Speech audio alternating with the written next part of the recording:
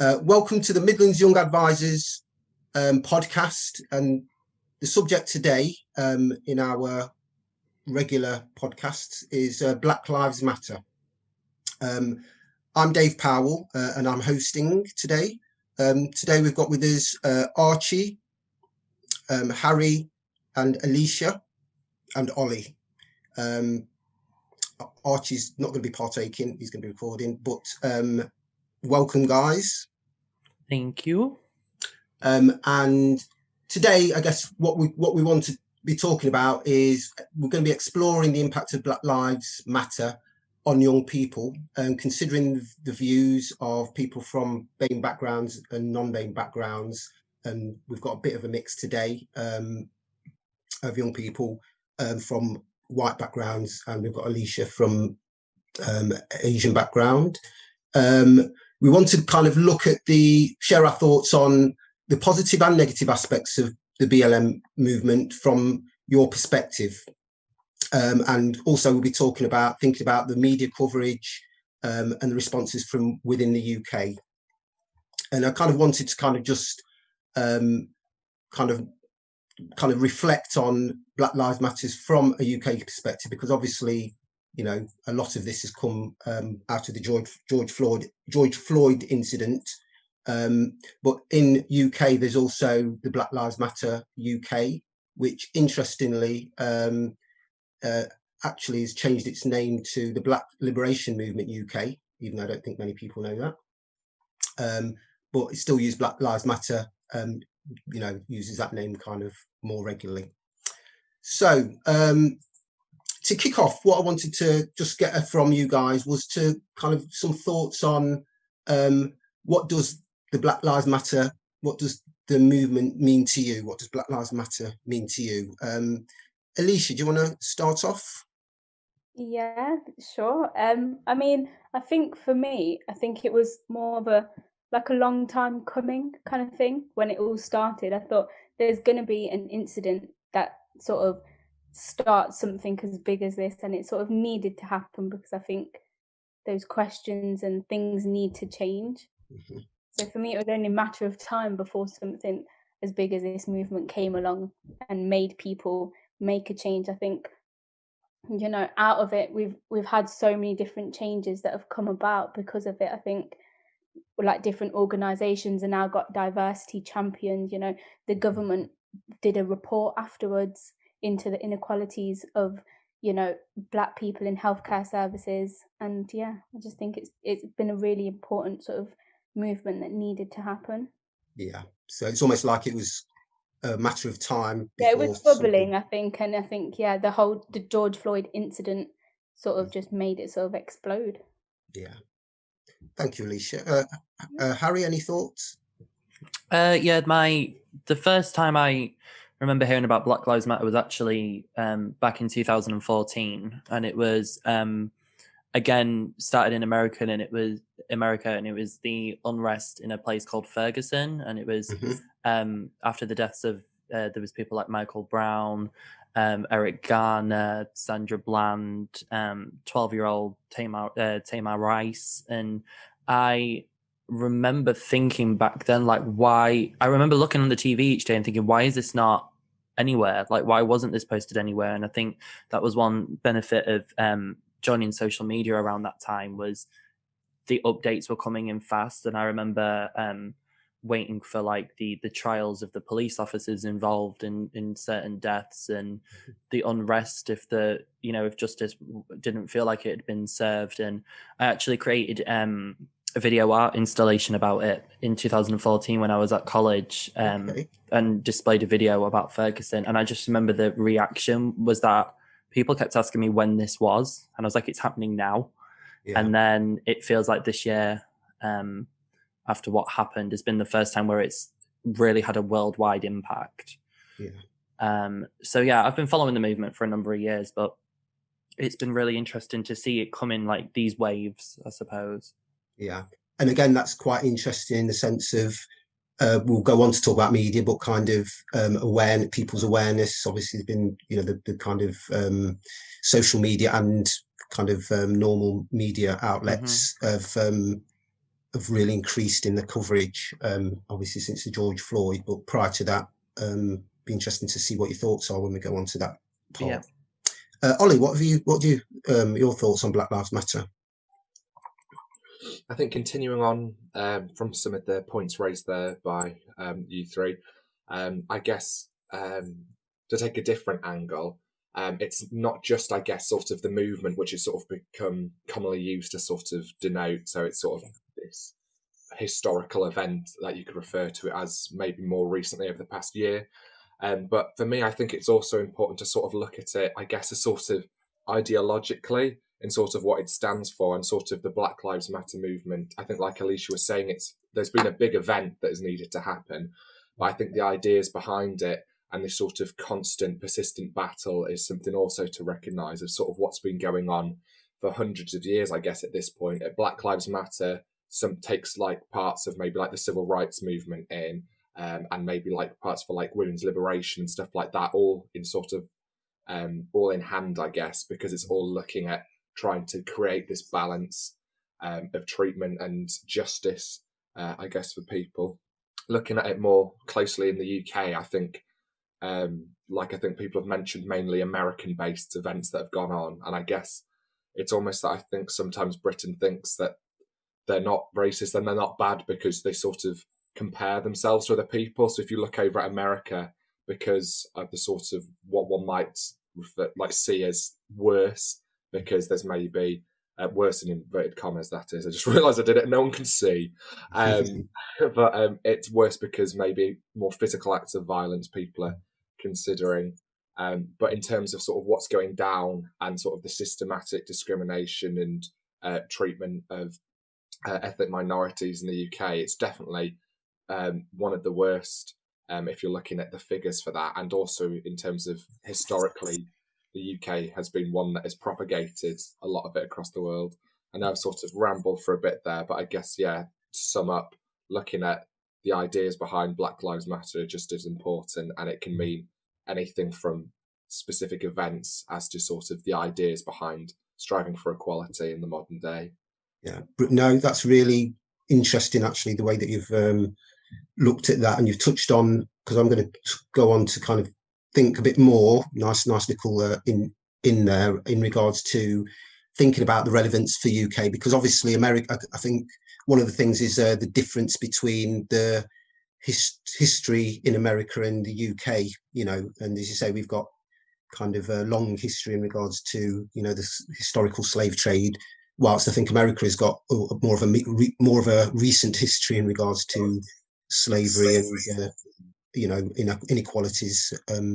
So do anyone else got any thoughts in regards to, I guess the question, is the movement relevant in UK, which obviously Ollie's started to kind of talk about. Alysha, what do you think? Yeah, I think definitely. And I think going back to what Ollie said, and I think just because the police in the UK don't have access to guns and can't go out and do what American sort of policemen do, doesn't mean that we're sort of innocent in a way. Mm-hmm. Because it happens in other ways. You know, we have a lot of like institutional racism. And I think from someone who I work in healthcare, and I was reading something around like Black women being 5 times more likely to die during childbirth. And the NHS put out a statement saying that we acknowledge this, but we have no means of sort of rectifying this statistic. Like, we're not really going to do anything about it. Or look into it or see why it's important, or why Black women are dying more likely to die during childbirth. Why is that, you know? Unbiased sort of unconscious biases, and, you know, thinking, you know, Black women are strong and can deal with certain pain, and, you know, I think it's more that sort of racism rather than sort of overt sort of racism within. That's a great example again, looking at you know, some these kind of statistics coming out all over the place, even with COVID. It was interesting, the kind of was it to do with inequalities that you know, COVID was more rampant in Black and BAME communities, or not, I don't know, but there's lots of areas, such as in the criminal justice system, in the mental health, in employment. I think the statistics are there for us all to kind of recognise that there's some inequalities going on, and again, as you say, this kind of raises that issue for people in the UK, I think, or highlights it. Any thoughts on that, Harry, in regards to the UK? As you said, you've kind of followed, the Black Lives Movement from America. What are your thoughts in regards to the relevance to the UK? Yeah, it's been interesting. I was actually trying to look earlier today because I think it must have been 2 or 3 days ago, on BBC News, there was a news story about a woman who had been assaulted by police officers, a black woman who had been assaulted by police officers, and it was in the press, and I believe it was in court as well. I can't find the name of the person, but there's these. I think what's happened with the conversation's almost started in America, hasn't it? In terms of this movement, and what has happened over the course of this year with the worldwide protests, and for me, when I attended my local Black Lives Matter protest during lockdown, it felt like the reason why we were all there was to stand together. But then also what happened was, it created this widespread of conversations being had. And it's all hit at a time of this like perfect storm of things where, the country's in lockdown. So people are talking to each other more. People are paying more attention to the news. And when the only things that were on the news at one point was the Black Lives Matter movement protests and, the people who were against that rioting and destroying places, and it was that and COVID that were the two big things all over TV. So, I think what's happened is that it's caused people to have conversations about institutional racism, about racism in general. It feels like the conversation that's happened in this country has been less about police brutality and just about institutional racism and racism in general, and how it's still such a huge problem that is so deep rooted into our community. I actually read a book over the summer called Why I'm No Longer Talking to White People About Race. And it was a book that sort of told us all the bits of history that got left out at school. It spoke about slave owners, when they were no longer allowed to own slaves, being paid by the government as almost like a sorry, you don't have slaves anymore, here's money, and the companies that have profited off of it. And it really scared me to think that, like, this world we're living in, this country we're living in, a lot of big institutions are built on the backs of slaves. And it's no wonder why these attitudes towards people of color are carrying on, when the people feel like they're in a privileged position to get away with being ignorant and being racist and being prejudiced. And I feel like what's happened the conversation started in America, and it's allowed us to have other conversations across the world about, in this country, it's definitely been about institutional racism and racism. I mean, look at the Sainsbury's advert that came out. I was going to mention that. Yeah, what was that like? Yeah, sorry, like a week ago or 2 weeks ago. And again, anytime I've spoken to any of my friends or anything, that's what comes up. When things like that are coming up in the news now, people are actually talking about it. And I mean, thankfully, no one I've spoken to has been like against it. Otherwise, there'd be a very short conversation and then they'll be blocked. But I think it's good that more people are opening their eyes to things that have been problems for a very long time.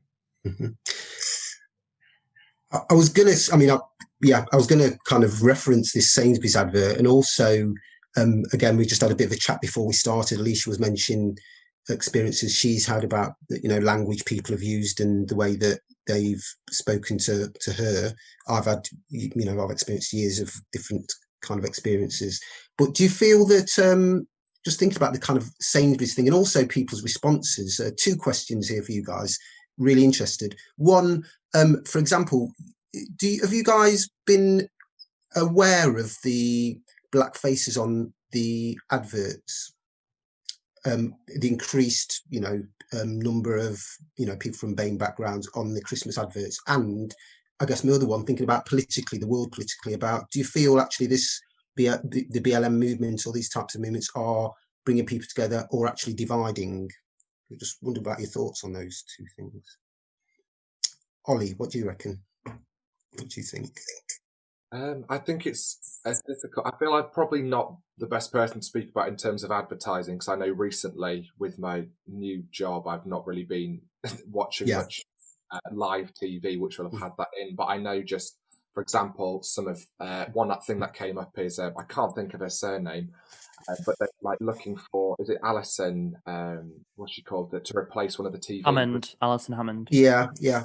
And all the uproar that was caused by that, and people sort of looking at it as being, well, not that we're getting a very charismatic and sort of well-established TV personality on board, but they were looking at it as crazy sort of, I think people throw around sort of snowflake and things like this to try and act like, oh, well, look at this, why do we need to have this? And I think it's got this sort of weird mixture where it seems that people are making an effort and it's getting a definite sort of clap back by people.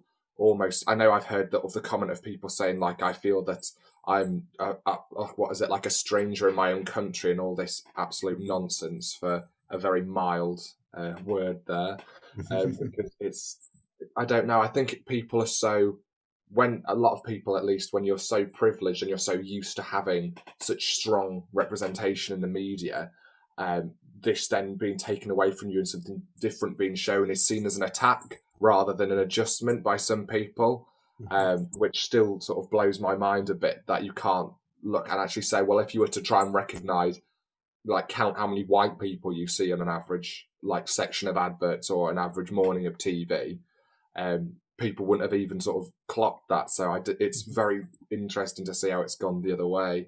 And I guess linking into that, having this extra representation, that one might hope that's what it is. But I know, like, for example, with Pride, there's sort of the issue is it authentic representation, or are they just trying to plug the gap to make everyone happy? Thank you for that. Yeah. And I think,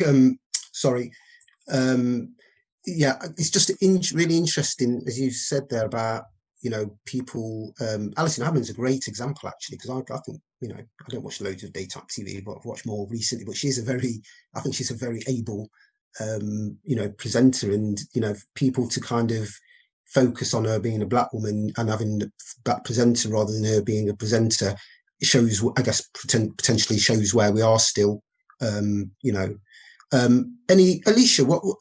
what have your thoughts been about? Have you noticed? Sorry, and do you think that this is bringing people together or being divisive? Yeah, so I think it's a good thing to have that sort of like acknowledgement and sort of like having those adverts where we're being more having that representation. But I think we don't want it to become, like Ollie was saying, we want it to be authentic. So I don't want to take such a big movement and such an important issue like the whole Black Lives Matter movement and then use it to have some more like black or brown people in adverts. I just don't think that's what people want. We want bigger, real, greater change.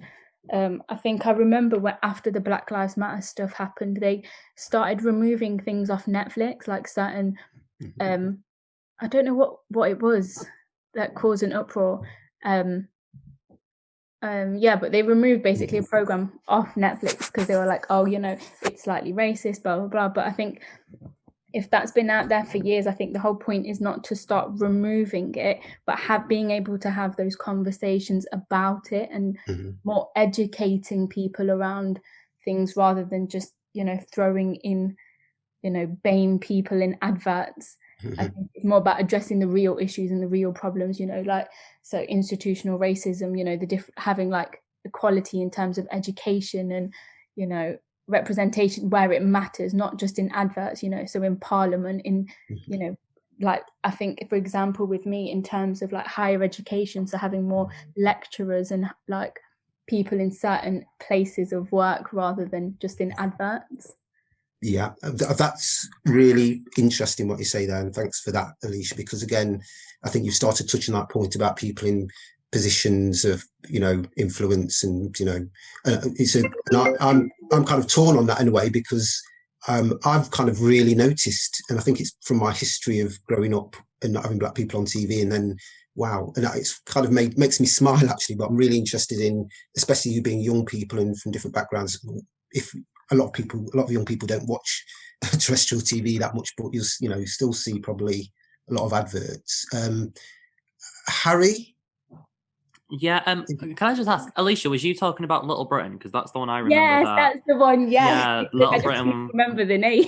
Yeah, there was Little Britain and Come Fly With Me, wasn't there? Yeah, Where it was obviously two main cisgendered white guys playing all sorts of different races, and it was the comedy came from stereotypes, didn't it? That's what the whole point of that was. And then they'd gone in and removed it from places and released statements, and people were mad at them. People were mad that they'd like called themselves out, and I'm really glad Alysha brought that up, because what I was going to say is that I think what's happened is that it's exposed everyone for where you stand on these matters. Just you can very quickly tell, like whether someone's consciously ignorant on the matter or subconsciously ignorant. I had a conversation at work the other day about Black Lives Matter, and there was a woman who was in her 50s at work, and she'd said, well, I personally believe, that all lives matter. And, and that, to me, that was subconsciously ignorant, because she wasn't saying Black lives don't matter, but she was falling for the trap of, oh, well, what Black Lives Matter means is that, everyone else doesn't matter. And the whole point of the Black Lives Matter movement was to say, yeah, all lives do matter, but what we're focusing on right now is Black lives, because of how unfair the treatment of Black people is, around the world. So the movement wasn't ever about we're better than you. It was we deserve to be equal and be treated so. And why is this still happening? So those conversations still happen. But like I said, I feel like it exposes everyone in terms of where I guess they've always stood on these issues, but now it's just the first time that a lot of them are talking about. But yeah, I have noticed a lot more diversity with people from BAME backgrounds on TV. I've noticed a lot more TV shows and movies are being commissioned with Black people and people of different placements on the sexuality spectrum, on the gender spectrum, that are being commissioned and given bigger budgets than the traditional, the same 4 stories that Hollywood's told for years. There's actually and it's actually being played by people of those backgrounds, which is like the first time that I remember it happening on this scale. It's not a cult film; it's an actual Hollywood film that's being produced, and also behind the scenes as well. It's giving more jobs to people of diverse backgrounds. I remember reading about Beyonce's deal with Adidas to do the Ivy Park collection, and knowing how major that was going to be and how much money it was going to make for Adidas. And one of her requirements was that more people of color were hired in the heads of the Adidas offices. Otherwise, she wasn't going to accept the deal.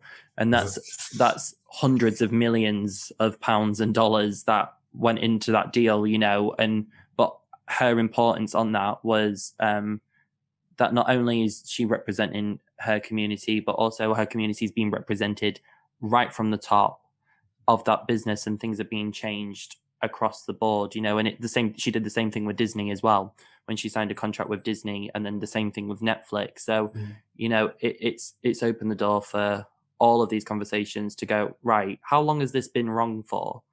Okay, so where do you stand on it? Okay, so here's what we can do. It's opened the doors really for all these conversations. Brilliant. I mean, doesn't that also, that's really interesting, because you know more about Beyonce than I do. It's that maybe reflects that influence when you've got people in positions of whatever power to kind of influence change. Sorry, Ollie, any thoughts? I think just continuing sort of the conversation there, and it's nice to see sort of what people in power have been able to do. And I guess that's potentially one of the issues we may be seeing in Britain as well, is that I guess because there's sort of slightly less money, but compared to the US anyway, in some of these industries, or at least less major figures that are people of colour in like the media.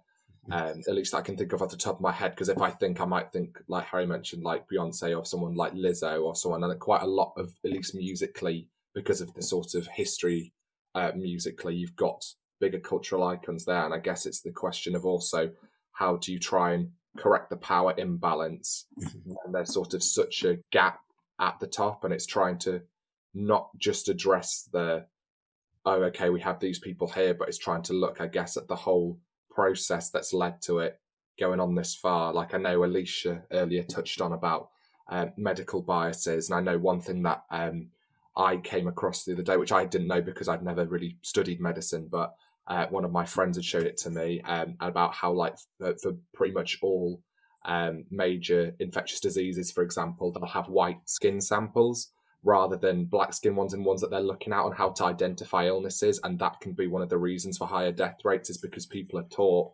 from white case studies. And I know there was, I wish I knew his name, but I only came across this briefly about a couple of months ago. But I think he was a final year med student. I think he was a person of colour, a black man, who had gone through and tried to find different examples of black people and people of colour, like showing the symptoms for these different illnesses, to then create these case files to try and address this sort of issue, which could have stemmed from the training. And maybe even if you have the people who are the least prejudiced on there, and the people on there, even if you're training up black doctors and nurses of colour and vice versa, they're not going to be able to do their job to look after people from their own communities well, if they're not being given the training to the same standard in that area, if that makes sense. So I guess it's trying to sort of adjust how we work in terms of people, but also really trying to find these huge flaws that have gone unnoticed for so long in some of the systems. I think higher education was also touched on, and I know that's a big issue. I know I've done a document for the Associate Development Solutions about sort of why people are asked to disclose, like, age and gender and disability, for example, and sort of, long story short, because they're sort of trying to, in isolation, to try and address some of the systematic inequalities people face in terms of, like, how far fewer people from certain backgrounds are going to have the opportunity to access higher education, or if they do, the amount of additional barriers they have to face to get there. And it's trying to sort of address smaller things and then create this larger movement out of it in order to tackle, I think they give the analogy of a tree, I guess, and it's trying to sort of uproot the system rather than just cut off some of the branches, if that makes sense. Yeah, lovely metaphor, lovely. Yeah. And I guess, from mental health background, because some of that information is really important as we go on to think about when we talk about what changes need to be made. One of the things, coming from a mental health background, it's amazing. I found it, because I come from that background and experienced it, and also knew from my own knowledge that black men are much more likely to be diagnosed with severe mental health problems. The statistics are really have always been disproportionate. Whilst interestingly, young people up to 11 years old don't present with poorer mental health. And all this information, I think, especially people who are a bit aren't aware about this, I think, need to know that type of information, and understand that there is something going on, some institutional, often institutional things which go on, which make certain communities more affected by institutions. Okay, I wanted to just to kind of move on, and I think that's really interesting. We can continue the conversation, and I love that word conversation, because I think that's a word that I've been using it a lot, but I really do think it's a very, very important word in this. Thinking about how the media has portrayed the Black Lives Movement and these issues. We've already touched on it a bit with the Sainsbury's ad, but I'm kind of interested in, especially when the protests were around, and in America and the UK, and how that's been portrayed. What your views on that are? Alysha, how do you think the kind of protests and the movement has been portrayed in the media? I think when it first started, I think because of the fact that it started in the middle of a pandemic, people were portrayed as being sort of like, you know, not thinking right, and, you know, oh, there's better ways that you can go about this. I remember this is not, this is like things people have probably said in the media too, but I remember hearing someone say, oh no, you know, if you want to make a change, you don't have to go out in the middle of a pandemic and start protesting, you know, that's dangerous. It's, you know, like making people almost feel guilty for standing up for their rights, if that makes sense. And I think when other protests went on, about, you know, people were protesting the lockdown, and like there was other like climate change protests, and I feel like they didn't get such negative sort of media sort of coverage as the Black Lives Matter protested. And again, that just comes down to the whole sort of institutional racism and racism within the media itself. I think the media have like a lot to sort of blame when it comes to these sort of stereotypes and judgments. And yeah, I think they just showed it and proved it when it came to these protests. Thank you, Alysha. Harry, any thoughts on the media portrayal? I think the media portrayal of people of colour in general has been so unfair. I mean, one example I'm thinking of, because it only happened yesterday, was about the treatment of Meghan Markle versus the treatment of Kate, and the comparison of, you know, she's just gone through something horrific and personal, and she's come out and sort of said that she's using her voice to you know, help people currently going through it now. And my word, like I was looking on Twitter, and the amount of like abuse and hate she was getting for coming public, and people being like, she's an attention seeker and she's trying to destroy the monarchy, and she's and that's been around since she, you know, started a relationship with Prince Harry. But in terms of the Black Lives Matter movement, again, I'm not trying to make everything about Beyonce, but I did write a dissertation about it, so it just is in the forefront of my mind. In 2016, she released an album called Lemonade, and she had certain songs on there that was about inequality in race in America, and she performed on the Super Bowl, and which, you know, is the biggest show in the entire world, and she had her dancers dressed up as Black Panthers, you know, from the Black Panther movement, not like the film. And the police decided to boycott her tour and wouldn't guard her tour. That was what they said, because they said it was anti-police. Because if you are for Black people not being killed, you know, by the police, then you're against the police. And what shocked me back then was that I couldn't believe that they were even airing those comments on TV. And it's the same thing that's happened this year, where I've thought, I can't believe they're even giving the opposition a voice, because it's just so wrong. Like, why would you even put that on a public platform? And, you know, there's a certain TV host on morning television who is known for his statements, and it really made me laugh when I saw during this year there was a campaign by one of the networks about you know, talking about mental health and standing up for Black Lives Matter, and he was on the campaign, and I was like, are you joking? why like, does no one see the irony? And, you know, thankfully, looking online, there was a ton of backlash over that campaign, because, you know, the internet's forever, and public database is public database, and people can go back and see what you've said. I saw last week as well, it was it last week or the week before, that the head of the diversity committee for the Premier League was speaking at Parliament. Did you see this, where he was speaking to Parliament and to government about diversity, and managed to be homophobic and racist in his statement? And then and then immediately resigned, like, what was it, like an hour later or something? I was like, your job in that position is to be the head of diversity in such a huge part of our country and part of our culture, and you're both racist and homophobic. How does that work? How have you got that job? But, you know, again, I feel like his coverage, that story wasn't made a massive thing. It was spoke about on the day, and then it was moved on. So, I think in terms of the media, it's very interesting about what stories they actually put out there versus ones that they sweep under the rug. Yeah. And try and not bring attention to. And why they do that, I don't know.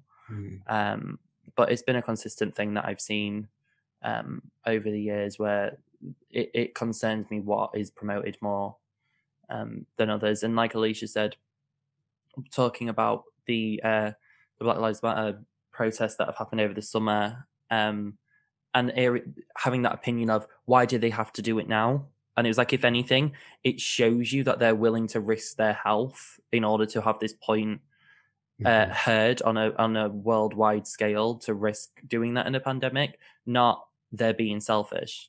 Because if anything, when I went to the movement and when I went to the protest, everyone was in a mask and trying to be as distant as they could. Whereas the opposition had no masks on, were all drunk, and were trying to fight the police. So, it was a very clear line of who was sort of disrespecting everyone by not following any sort of guidelines or rules versus who was there to, make their point heard. Thank you. And protest is about change, isn't it? As we know, some people don't always get that, I don't think. So thank you for that, Harry. Ollie, any thoughts on media? Yeah, I guess to continue forward with sort of what Harry was saying about sort of like the protests and about seeing who are the people who are being disrespectful, sort of to give in the other comparison side. I know with sort of what's been going on over there, you've had this movement created, I don't know where from, about people sort of protesting about like their freedom and like their freedom to not wear masks, their freedom to not have a lockdown, and about them being oppressed.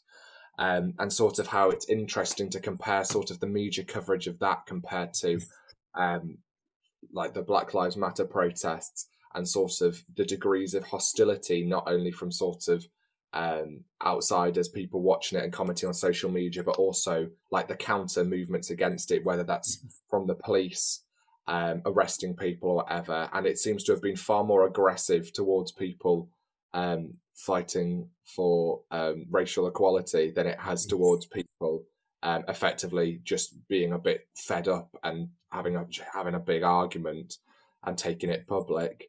And it's interesting to sort of see how that is, whether that is to do with that. I mean, not to make wild assumptions, but I would say that there definitely has to be a strong case for sort of the race card and what the topics are at hand being discussed with it. And I feel I had something else to say, but my mind's gone blank. Yeah, I guess as well with people wearing masks, people distancing, that was what it was for the Black Lives Matter protests. And I think it's sort of the idea behind that often seems to get overlooked is the fact that people are protesting is because they could die of COVID because of the sort of the systematic inequality. They've ended up in a position where they've maybe not been able to access higher education for that side, or maybe you've had it where if you are going to get into hospital, the staff don't understand you as well, or you're not going to be listened to or treated with as much respect and dignity, and therefore you could still die because of their lack of knowledge. Or alternatively, you contact emergency services, and less so in the UK, one would hope, because of the lack of guns for officers and sort of weapons within emergency services, but you have the possibility of being neglected or abused actively by the people who are meant to be helping you. So it's sort of, how can you not protest? How can you sit inside when it could just be a waiting game? It's like if you've got the momentum, now's the moment to strike. And the facts, like has been mentioned, that people have taken to the streets and protested when it's putting them more actively at risk in many fronts, shows how important it is, and how it isn't just, oh, we're fed up, but it's we're doing this because we have no other choice. Like, you've pushed us beyond the brink. Like, there's nothing else that we can do at this point. Yeah, and I think, really interesting points about the media. I think we all know the power of the media, and obviously nowadays there's a broader media with social media, which potentially has kind of been really important in this movement as well, because I think people are quite critical of, or more critically aware about, biases within the media. Some people are anyway. I just wanted to move on really. start to move towards kind of really a very critical kind of point in the conversation, is about how we what changes are necessary. Before that, I wanted just to give Alysha or Harry, really, because we had a bit of a conversation before. Harry, I've spoke to you about previously about kind of coming from an area which is probably majority, probably, I don't know, is it majority white area? You know, there's not a massive BAME community. And what I was interested in your experiences there, and any kind of feedback from that kind of community. Yeah, thank you. When I thought about joining you on the podcast, I knew that, you know, obviously in terms of what my knowledge was in terms about the movement and like my own experience about following it for so long, I could give that, but I was very mindful that, you know, I'm a white person and it's not something I've lived. But what I did in preparation was I reached out to one of my best friends, Amanda, who I've known since I was probably about 13, I want to say. And there's been certain moments of us two growing up together that's really opened my eyes in terms of racism and how prolific it is. I remember her being racially profiled by the police in our area because Grimsby is so heavily unbalanced in terms of diversity, like with something ridiculous like 97% white, and then in terms of diversity, it's like 2% of the 4% that were not diverse it's like white other, so it's like people from Polish backgrounds or other countries. So even then, in terms of people of color, it's still a massive minority. So I reached out to her and spoke about this podcast, and she actually wrote me something to read out about her experience. So being Black in Grimsby, I had no idea where Grimsby even was before my mum got a job at the hospital there, and lived my life as normal in Birmingham with my Somalian, Romani, Gypsy, Gambian, Iraqi, Jamaican and English friends. My whole primary school and first year of secondary school, I was just Amanda. Until I moved to Grimsby, the very first thing I noticed was how different I was. It wasn't a melting pot of normality in Birmingham. It was white, white, white, white, white, then the new black girl. It was so painfully clear I just didn't belong there and wasn't wanted. In my first school, I was assumed to be in the bottom sets with no question until I'd casually mentioned to my mum how shockingly little how little they were in hardness in my new classes were, and asked why kids were making monkey noises at me. Moved schools to a better-ish school. At least I saw another black girl there, but the ignorance truly followed. A girl asked me in very simplistic terms, pointing to the rain, saying, "Do you know what this is?" But to her dismay, was surprised at my reply in perfect English, explaining to her, "I know it's rain and I'm from Birmingham." Another thing I never got to grips with in that school was the constant misnaming and insensitive comparisons to other black people who I just didn't look like. I could give you lots and lots of stories of microaggressions and outward aggressions and upsets, but the main upset from being black from Grimsby is not liking yourself very much. It's hard finding yourself as a teenager, but feeling like an outsider and not having anyone to go to brought up feelings of self-hate, and I wince at writing this now about the embarrassment about my heritage and where I came from that followed from my experience. I really had and still am working hard to be comfortable with being black and not diminishing myself to make others who don't have a clue about much comfortable with my existence. We as a small town will always have a long way to go, but the fact we, the younger generations, are having open conversations about it is a step in the right direction, but it doesn't erase the many tears that fell from my face as a child. And that was what she said to me on her experience. And I remember the incident she's talking about where the headmistress of our school called her by a different girl's name, and she was one of, I believe it was 3 black girls around the same age, and she called her the wrong name. And I remember young boys who would fetish size her for being black, and they would say vile things about her body being different to white girls, and this is at the age of like 13, where you don't speak to anyone number one, you don't speak to anyone like that, period. But you definitely don't use those sort of words when you're a 13-year-old child. But that was what she was targeted to. And things like her sister being pregnant and us me and her going into town to find a black Barbie doll, a Princess Tiana doll. And not only wasn't there was no Princess Tiana dolls in the whole of our town, in all of our shopping centres around the town. There wasn't a single black Barbie doll, period, in any brand, in any shop. And I had to go to Sheffield, which is like 2 hours away, to the Disney store to get her what she wanted, because it was moments like that where we were like, wow, you're really the odd one out just by pure what's around us. You know, it never felt like it was aggressively targeting. It was things like that that we just realized. And, you know, other people of other backgrounds from the same school as me used to have this inside joke about how they were always pulled for the school photos if the local newspaper came. Like Amanda would get pulled, they'd pull the one boy who was in a wheelchair, they'd pull the one Muslim girl who had a headscarf on, they'd pull the one Asian girl, you know, from like Chinese background. They'd pull these people of different backgrounds just to look diverse, and they weren't. You know, they had nothing to do with why the newspaper was there. So there's all these experiences growing up in a small town like Grimsby, and especially over this summer at the protest, where there was just a group of people against the protest, and they were being interviewed by newspapers and stuff. And I watched a video and they said, well, we're here protecting the war memorial because that's what those people are coming here to do. They, for some reason, thought that people protesting for the equality of black people in this country were going to do a full protest and a march to destroy a war memorial from World War II. I don't know where they got that information from. I don't know where the logic is, if there was any logic. But all I know is what I saw, that they used it as a excuse to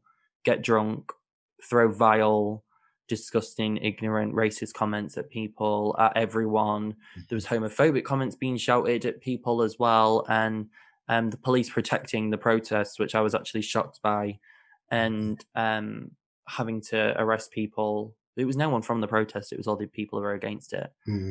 So, you know, even though that was my experience growing up with my friend, and that was obviously, as you heard from her, that was her experience growing up in this town, it was shocking that, you know, even to this day, there's still such a huge diversity problem and ignorance that's been there for generations. This is one of the town where we're the end of the lines. There's some people, like, their families haven't left here for generations. So if they've never been around a diverse place, you know, you can see where these problems have come from, because they're ignorant just by they don't know anyone, but they don't know a person of colour. That's I mean, those words were really powerful and kind of informative, really. Again, that's representing somebody going to an area, you know, an area in the country where there's lack of diversity. And just touching on that, I think, you know, we talked about the black Barbie doll, we're talking about the media. But obviously, if you know, born in an area where it's not diverse, that's not your fault, and you know that might actually result in you not having as much awareness. So this kind of leads nicely into our kind of final kind of conversation.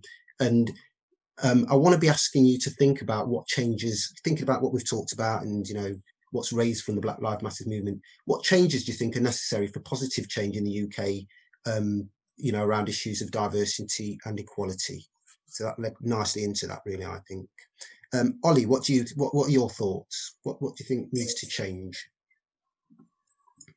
I guess to sort of look at it more generally, because I feel we could be here for hours going down every sort of different avenue of different careers and whatnot. But I guess one thing could be to sort of, I think we need to be better at uniting, I think, our fronts at how we investigate inequalities. Because I think, for example, you might have had some people saying like, oh yeah, well, all lives matter sort of comments with that, but yet I don't know, I've never really come across too many people with that, but maybe then people who would have equally fought more towards women's rights and stuff like that, or things like that. And I think being aware, I guess, of trying to get everyone more united rather than being sort of individual struggles, trying to get it so that we're working together to improve the lives for everyone, because I think that's things that people don't always consider. For I know when some people go along about how feminism's sexist and they want to be meninist, but they don't understand that the whole purpose of feminism would improve their lives. For example, if it's like men not being able to speak about mental health issues because it's seen as weakness, and it improves everyone's lives. If you're fighting for equality and justice for everyone, if it's a true, authentic battle for that, then you're not just improving the lives of the disenfranchised and sort of the disempowered, but you're improving it for sort of the majority and some of the people who are fighting against it, which doesn't make sense when you look at it with that. I know I sort of bring that up because I know, for example, when we're looking at ethnic minorities, you often have sort of the issue of Black Lives Matter and people protesting for that, but then having people within those protests being sexist or being homophobic. And I know, for example, how trans women of colour are sort of at this intersection of 3 different levels of discrimination, where they get it for being a woman, they get it for being a person of colour, and they get it for being transgender, and sort of being aware of sort of the additional support required for people who are at these intersections, I guess, when we're looking for equality and trying to support one another. I guess maybe for practical solutions, I think, like you've been saying with the conversation, it's keeping it going, being vocal, not accepting things for how they are. I know I've had a couple of friends at university who've had lecturers say things, and whether or not it's been intentional, have come across as discriminatory, and have taken that step to just send an email and say that's not right and send it to someone to get something done. And I think that can be one of the biggest steps sometimes, is putting your own neck on the line, because when you're the person being discriminated against, you have to fight. I think I was saying like earlier, you have no choice to sort of sit back and be silent. You have to fight. And I think it's not being silent and being willing to, like I say, put your head on the line and think, well, do you know what? I need to fight for what's right. It's my duty as much as anyone else's. And trying to get people to speak their voices, because if we can get more people doing that, then it becomes less scary. It becomes the majority who want this, and it becomes a small, ignorant minority who are against it. And I think it's sort of the opposite of a vicious circle, I get. If you get more support, if you get more people being vocal and acting and being active in these, you get far more results. Yeah, thank you, Ollie. I mean, that's really kind of touching on that sense of the BLM movement has actually been part of this kind of movement of kind of recognising and diversity and equality on the whole, actually, which I kind of think is really important there. That's really, really interesting there, Ollie. Alysha, what are your thoughts? What needs to change? I think reiterating from what Ollie said and just keeping, like saying the word conversation going, no matter what sort of like place of work you work in, I think it's down to everybody to mention it wherever they are, wherever they work, with no matter what your colour is, whether you're from a BAME background or not, and I think, like, personally, I'd like to see, people from a BAME background in more leadership positions, because it's only at those sort of positions you can really make a change within certain, institutions. So within like a healthcare systems, having I read this report once, and they talk about the like snowy white peaks of the NHS at like the highest bands. There's only sort of like white people at the top, at band 7, band 8. So the NHS is a diverse workforce, but it's usually the lower sort of paid, lower bands where BAME people sort of work within. And I think for things to change, people do need to sort of be accepted into higher sort of leadership positions and roles. Yeah, brilliant. And I think that's really interesting and important to think about. I think it's recognised across all areas, in the health, across all virtually all institutions, really. As a football fan, there's the incident that happened the other day, and that actually highlighted, the upper echelons of the football institution, and even down to football managers. You don't get black football managers, despite the kind of, I know it's a kind of random. I think at 20 teams we had one black manager. Yeah. Oh, Alysha, you're a football fan. Yeah, massive football fan. For me, football and racism, and I think when they Yeah. had the whole bending the knee thing, like that was great and that was lovely. But people were still coming out and throwing abuse at Raheem Sterling, within the same week that they were doing that. So it just means it's just like we need to do more than sort of symbolic stuff. It needs to have real change. Yeah. So it feels like, if you think about BLM, it's almost like a bottom upwards, but there needs to be that kind of top downwards approach as well. I would suggest that we're saying. Thank you for that, Alysha. That's really, really interesting. Harry, what needs to change, do you think? What changes are needed? I think it's continuing the conversation. It's allies of the Black Lives Matter movement continuing to educate themselves, reading books written by Black people about their experience, watching documentaries that are out there created about the movement, so you know what you're talking about, or at least what you're actually supporting and why it's important and why you have to carry on speaking to friends and family members and educating them. A lot of it is a lack of education. The book I mentioned earlier, Why I'm No Longer Talking to White People About Race, is a really good book. And funnily enough that we mentioned Alison Hammond, she's got a series coming out that basically touches on the same thing. It's talking about history of Black people in this country and the things that haven't been taught to us in school. So hopefully with time, schools will change their agenda to be more inclusive about, the whole of the country's history and not just a certain group of people's history. And, it's not a whitewashed version of history. And representation matters. I'm hoping that in time across the board in the biggest companies, like I mentioned, Adidas and Netflix and stuff earlier, and Disney, I'm hoping that everyone follows suit, and it's not just a tokenistic representation. It's, there's more than enough people of color who are qualified for those jobs who just are not given the same level of opportunity as white people. So I'm hoping that changes as well. Brilliant. Thank you for that. Really, really interesting conversation. So I'm going to kind of just ask if there's any other questions before we finish, and then I want to just kind of maybe summarize, and then we'll kind of just tell you about social media, podcast, how to access us. Anyone got any comments before we finish? Before I summarize, should I say? No, I'm all good. No, that's great. I mean, what especially that last bit, I think that last bit is bringing a lot of the conversation together, thinking about actually what's the practical things that need to change. And we've talked about, from Ollie talking about kind of us coming together.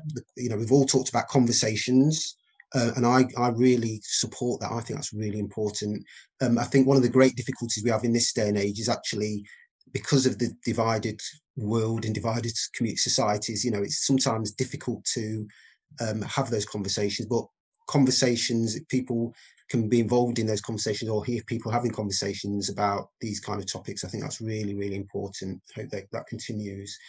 We've talked about people being Black people, people from BAME background being in positions of power, so that can influence change. We know these clearly aware that people in most institutions in the UK are usually white men, and so there needs to be that diversity in order to influence change, and also for people to see role models in those positions. And then finally, someone was talking about, which is a real strong one for me actually, was education, which Harry's touched on, really, really important. People educating themselves, really. And I think that's been one of the big things about Black Lives Movement, that lots of people, maybe more younger people, but lots of people have started educating themselves. And you can do that, as you say, by buying a book, Googling information. There was a very interesting, there's a series of programs on the BBC by Steve McQueen, who did 12 Years a Slave, and there's 5 dramas on there. And again, it's that thing we talked about actually presenting kind of shows made by Black people or people from BAME backgrounds, with people from BAME backgrounds in all parts of the production.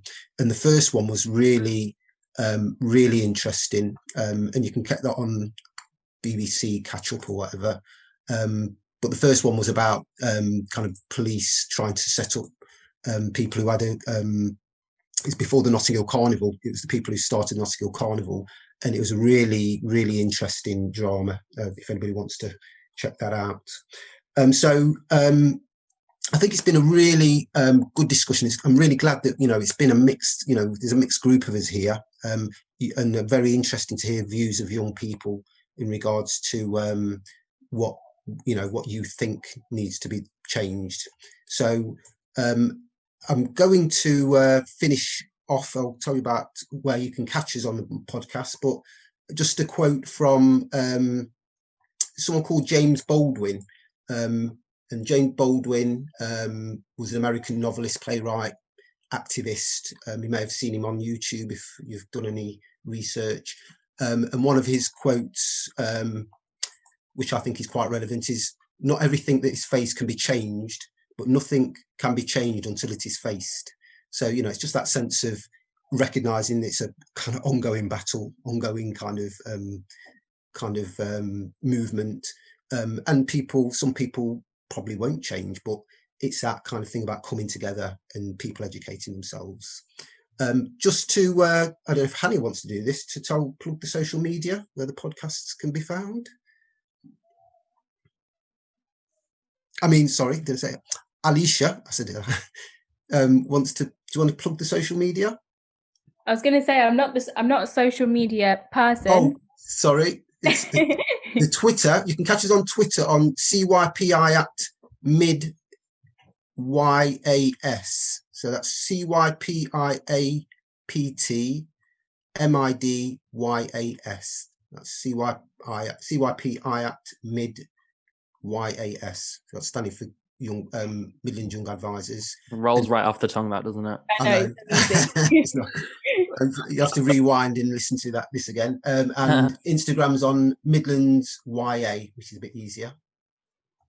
And there's also the website, which is www.associatedevelopment solutions.com/the-midlands-young-advisors.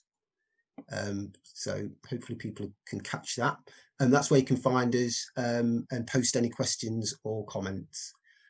So just to finish off, I'd just like to thank you guys for brilliant, really interesting conversations, and hopefully these will continue. Our podcasts are weekly up until the end of the year, so hopefully you'll keep on listening to us.